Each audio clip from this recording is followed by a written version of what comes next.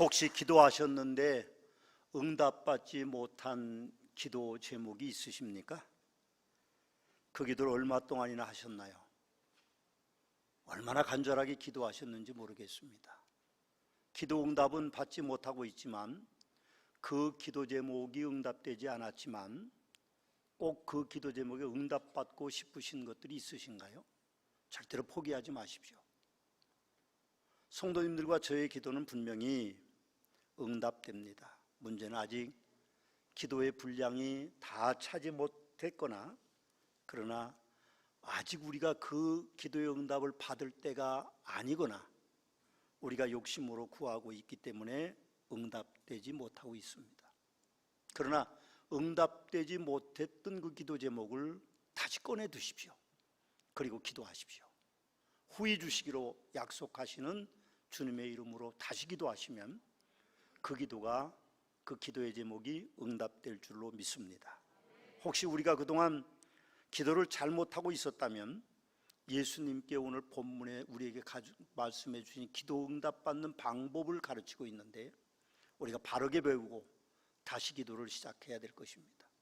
말씀을 통하여 예수님의 기도의 가르침을 듣고 다시 기도를 시작하시고 기도 응답받는 복이 여러분 모두에게 임하게 되시기를 예수님의 이름으로 축원합니다. 아멘입니다. 예수님께서 제자들에게 기도를 반복하여 가르치고 계십니다. 오늘 본문은 그 중에 하나인데, 오늘 설교 본문은 지난 달의 월상 예배 때의 본문이기에 익숙한 내용입니다. 월상 예배 설교는 10분이었고 오늘 설교는 30분 정도의 설교입니다. 저의 경험으로 보면 성경은 참 오묘합니다. 언제든 읽든 언제 읽든 어느 때 읽든 묵상하면 그 은혜가 우리의 인생의 정답을 가져다주고, 그리고 읽을 때마다 감동이 다릅니다. 읽는 사람들의 감동이 다르기 때문에 목사님들의 설교 메시지가 같은 본문이라도 다른 것입니다. 저에게만 그 은혜가 임하는 것은 절대로 아닙니다. 디모데후서 3장 16절 17절 말씀에 보면 모든 성경은 하나님의 감동으로 된 것으로 교훈과 책망과 바르게 함과 의로 교육하기에 유익하다고 그렇게 말씀하고 있으면서, 이는 하나님의 사람으로 온전하게 하며 모든 선한 일을 행할 능력을 갖추게 하려 함이라 하고 그렇게 말씀하기 때문에, 우리가 말씀을 보면 그 말씀으로 얻는 유익들이 엄청남에 대한 이야기를 하고 때에 따라서 상황에 따라서 다른 은혜가 임하는 것을 우리는 보게 됩니다. 성경을 하나님의 말씀으로 믿는 우리가 본문을 묵상하면서 하나 간과하지 말아야 될 것이 하나 있는데, 그것은 예수님께서 가난한 과부의 억울한 사연을 기록하고 있지 않다는 것입니다. 또 가난한 과부의 간구하는 그것들이 어떤 조건을 갖추고 있다고 말씀하고 있지 않다는 데 우리가 유념해 봐야만 될 것입니다. 이것은 우리에게는 매우 은혜로운 것을 제공하는 주님의 놀라운 은혜입니다. 보십시오. 여러분과 제가 기도하는 것이 모두 올바른 것입니까? 절대로 아닐 것입니다. 또 여러분들이 욕심으로 하나님께 기도하지 않지 않습니까? 아닙니다. 욕심으로 기도하죠. 우리가 본문의 과부처럼 늘 와서 나를 괴롭게 하려는 말씀처럼 많은 양을 기도하고 있지도 않잖아요. 솔직히 말하면 그렇습니다. 날마다 기도하십니까? 물론 하시죠. 그러나 엄청난 기도의 양을 기도하고 있지는 않다는 것입니다. 우리가 솔직히 고백하면 내 일이, 그리고 내 방법이 기도보다 우선일 때가 너무 많습니다. 그러나 그렇다고 우리가 기도를 멈춰야 할 필요는 절대로 없습니다. 우리가 생각해 보십시오. 믿음의 조상이라고 불리는 아브라함도 이제 자식을 얻기 위해서 70세에 하나님의 부름을 받고 가나안 땅에 들어왔는데 자식을 못 얻었습니다. 물론 후처에게서 얻은 이스마엘이라는 아들이 있지만 당대의 그 어떤 전통과 풍습으로는 후처에게서 난 아들은 유업을 이어갈 수가 없던 세대입니다. 오히려 그 집을 관리하는 집사가 그 유업을 이어가는 시대이기 때문에 아브라함은 25년 전의 약속을 흔들리지 않고 믿었지만 이제 그의 나이가 99세가 되었을 때에 아브라함은 자식 낳기를 포기했습니다. 아내도 이미 90세가 되어서 경수가 끊어졌기 때문에 자식을 얻을 수가 없었습니다. 아마 그래서 기도를 멈추었겠죠. 그런데 하나님이 천사들을 보내셨습니다. 네게 아들이 있을 것이라고 말씀하셨습니다. 그때 아브라함이 웃었고 그의 아내 사라도 웃었습니다. 불가능한 이야기였죠. 어떻게 나는 나이가 많고 내 아내는 경수가 끊어졌는데 어떻게 자식을 낳을 수 있느냐고 그렇게 오히려 하나님 앞에 비웃음과 같은 웃음을 웃었습니다. 놀랍게도 그는 아들을 얻었는데 그 아들의 이름이 이삭일 것이라고 천사가 말하고 떠나서 1년 후에 100세가 되었을 때 그는 아들을 얻었던 것을 봅니다. 기도는 끊이지 않아야 됩니다. 25년 동안 아브라함이 기도에서 응답받지 못했지만 불가능한 상황 속에서도 하나님께서 그 기도에 응답을 해주셨던 것을 우리는 봅니다.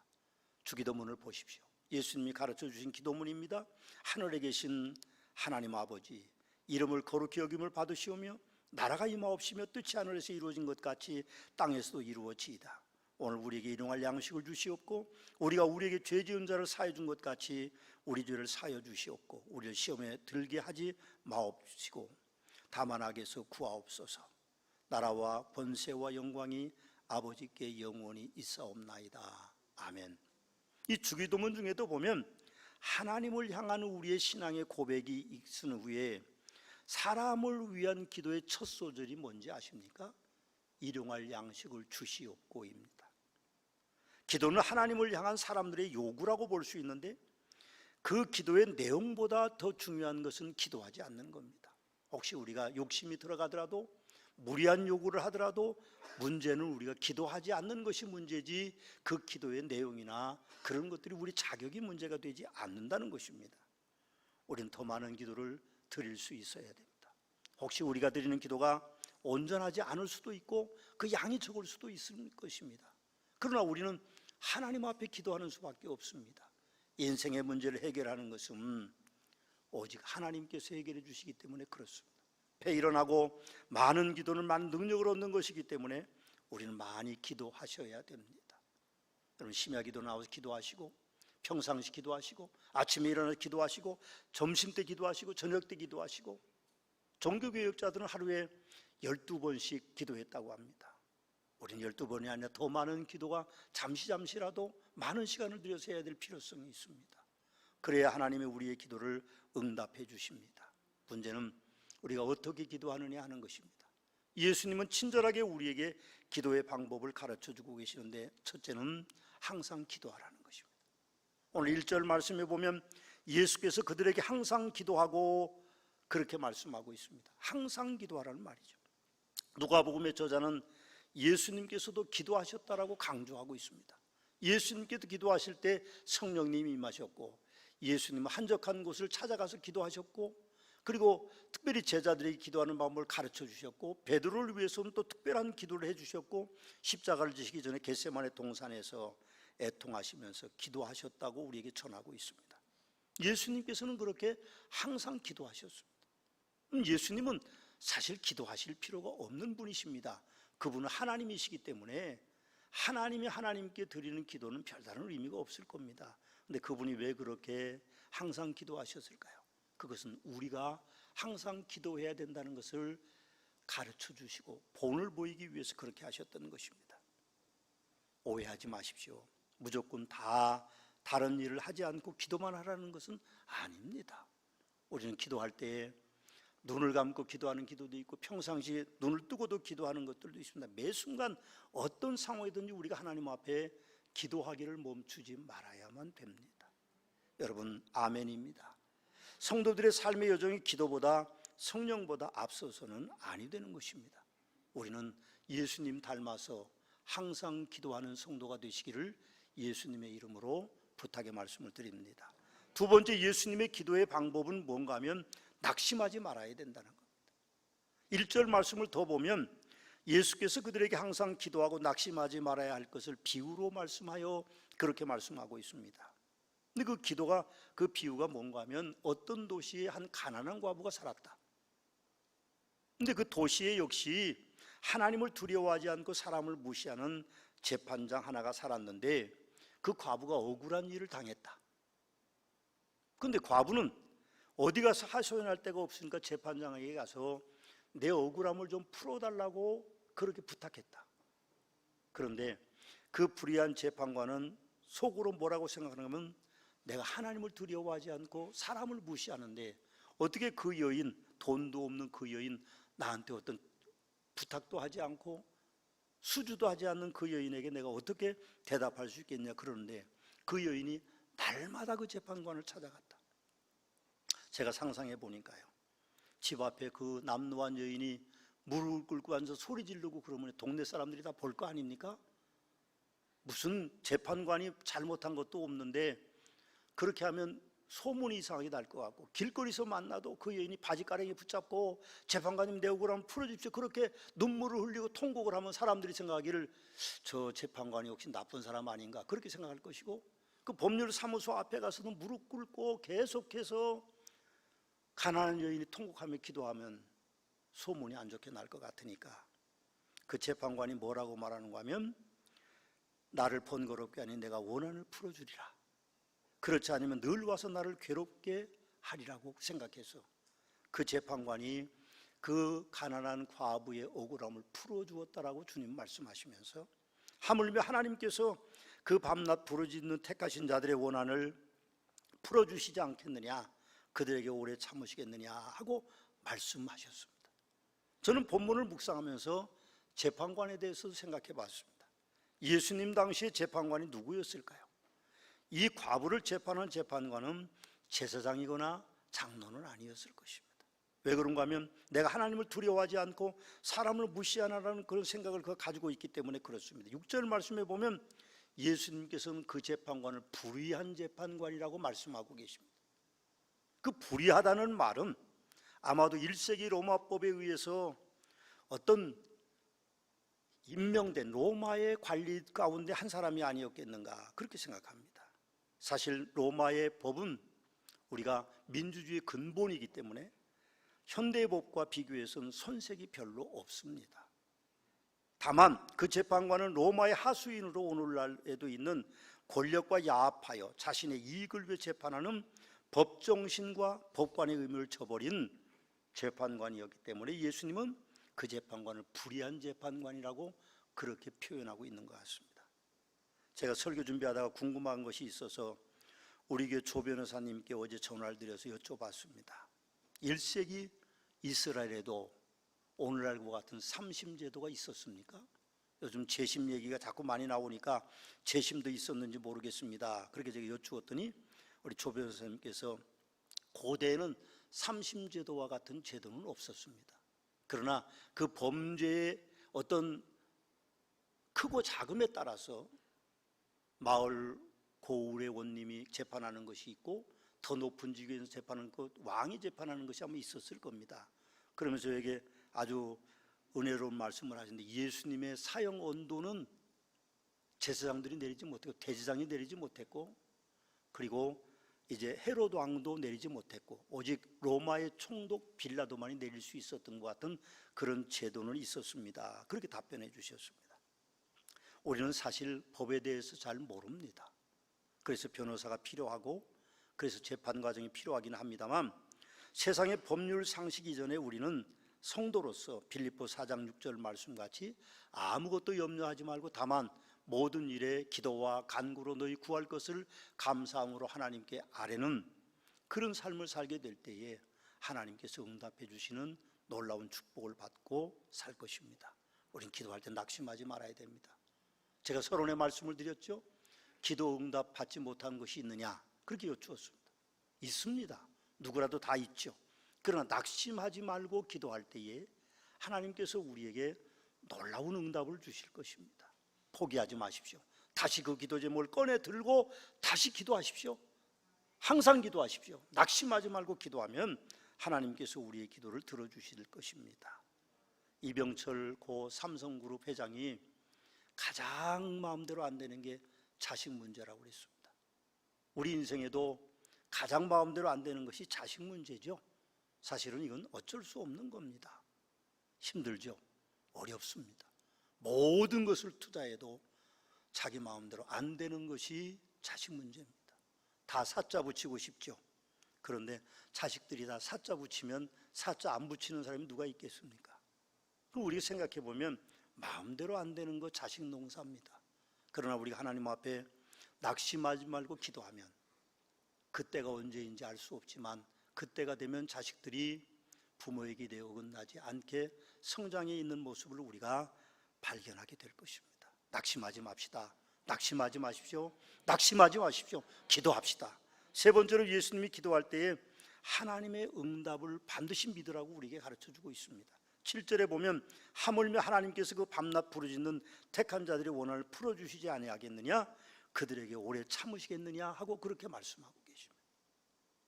여러분, 하물며 하나님께서 그 가난한 과부가 울부짖는 것을 불의한 재판관이 들어주신 것처럼 그보다 나은 하나님이 들어주시지 않겠느냐 그 말입니다.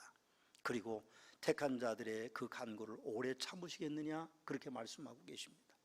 문제는 우리가 하나님의 응답을 믿지 못하고 간구하는 데 있습니다. 기도하고 일어서서 어떻습니까?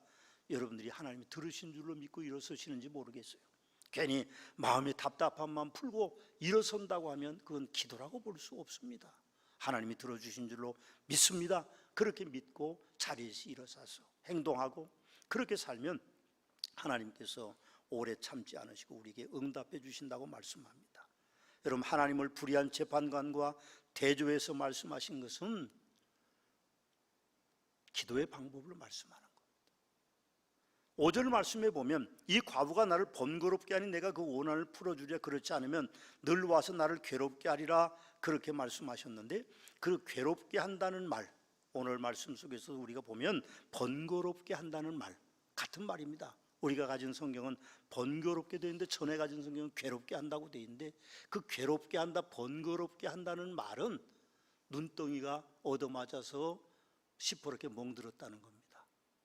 옛날에는 우리 여자 집사님들이 눈덩이가 밤탱이가 돼서 오시는 분들이 있었는데 시대가 좋아지고 요새는 그런 분 구경하기 어렵습니다. 오히려 남자들이 눈탱이가 밤탱이가 되는 사람들이 가끔 있기는 있는 것 같은데 그것도 좀 별로 없어졌습니다. 옛날에는 왜 이렇게 폭력이 난무했는지 모르겠어요. 부부 사이에도.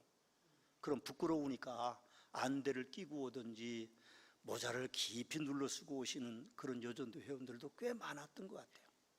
왜요? 수치스러우니까요. 부끄러우니까. 남편한테 맞아서 뭐 덕될 게 있습니까? 남에게도 문제가 있죠. 괜히 넘어져서 다쳤다 그러지만 꼭 그런 거는 제가 보기에는 아닌 것 같습니다.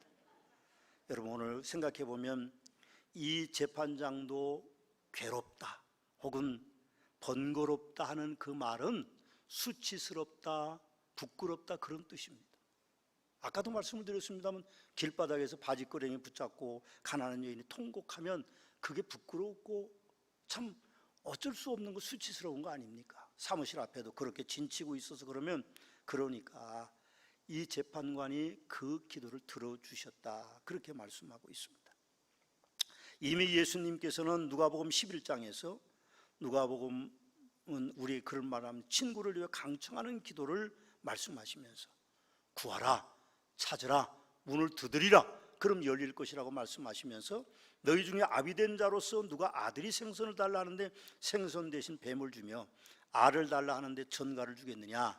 너희가 악할지라도 좋은 것으로 자식에게 줄 줄 알거든 하물며 너희 하늘 아버지께서 구하시는 자에게 성령을 주시지 않겠느냐 하고 우리에게 그렇게 말씀하고 있습니다. 하나님은 우리의 기도를 응답해 주시는 분이십니다. 아멘입니다. 어떤 기도이든지 응답해 주십니다. 그래서 우리는 낙심하지 말고 기도해야 됩니다. 제가 가지고 있는 주석책이 하나 있는 건 카리수 주석이라는 책에 이런 성도의 글이 적혀 있었습니다. 나는 열심히 최선을 다해 기도했는데 기도 응답은 오지 않았다. 허탈감과 절망은 하나님에 대한 불신과 더불어 기도에 대한 두려움을 나에게 심어주었다. 이 기도의 응답이 안 오면 어쩌나? 과연 주님은 듣고는 계신 건지, 과연 주님은 나를 사랑하시기는 하느냐? 그러던 어느 날 다음과 같은 글을 읽게 되었다. 다음 글입니다. 사단은 사람들이 기도로서 하나님과 친밀하게 대화하는 것을 아주 싫어한다. 그래서 기도 응답을 지연시켜서 사람을 절망이라는 구렁텅이에 넣으려고 한다. 어떤 사람이 기도한 것에 대하여 가브리엘 천사장이 하나님의 응답을 가지고 땅에 내려오는 중에 사단을 만났는데, 사단은 기도 응답을 무력화시키기 위해서 가브리엘에게 결투를 신청했다. 가브리엘은 결투를 했다. 결국 가브리엘은 사탄을 물리치고 지연된 걸음을 재촉하여 기도한 사람에게 도착했을 때 그 기도하던 사람은 간절히 기도하다가 눈물 젖은 채 잠들어 있었다. 가브리엘 천사장은 그 사람의 눈물을 닦아주며 사랑하는 성도여, 당신의 간절한 기도가 내게 힘을 주어 사단을 이기게 했고 당신은 그 응답을 받게 되었습니다라고 속삭이고는 하나님께로 돌아갔다. 만일 그 사람이 응답이 지연된다고 날망하여 기도하는 것을 포기했더라면 그 응답은 공중에 떠버렸을 것이다. 이 글은 나에게 기도할 새 힘을 주었다. 그렇게 기록하고 있습니다. 저도 그 글을 읽고 기도할 새 힘을 얻었습니다. 여러분들도 기도할 새 힘을 얻는 복된 성도들이 되시기를 주님의 이름으로 축원합니다. 마지막으로 예수님께서는 세상에서 살아야 하지만 믿음을 잃지 말라고 우리에게 말씀하고 계십니다. 8절에 보면 내가 너희에게 이르노니 속히 그 원한을 풀어주시리라. 그러나 인자가 올 때에 세상에서 믿음을 보겠느냐 하시니라고 말합니다. 말세에는 믿음이 자꾸 약해지는 시대입니다. 의지할 게 너무 많습니다. 옛날 어른들은요, 한문 공부만 하면 됐습니다. 한문 공부만 하면 돼요. 요즘 애들은 한문 공부만 해서는 못 삽니다. 한문도 해야 되고 영어도 해야 되고 프랑스어도 해야 되고 또 이탈리아어도 해야 되고 뭐 박사학위 받으려면 5개 국어를 해야 됩니다. 이게 참 쉬운 시대가 아닙니다. 옛날 어른들은 요즘 애들 공부 못한다고 나무라시면 안 됩니다. 어렵습니다. 사는 게 그만큼 어려워요.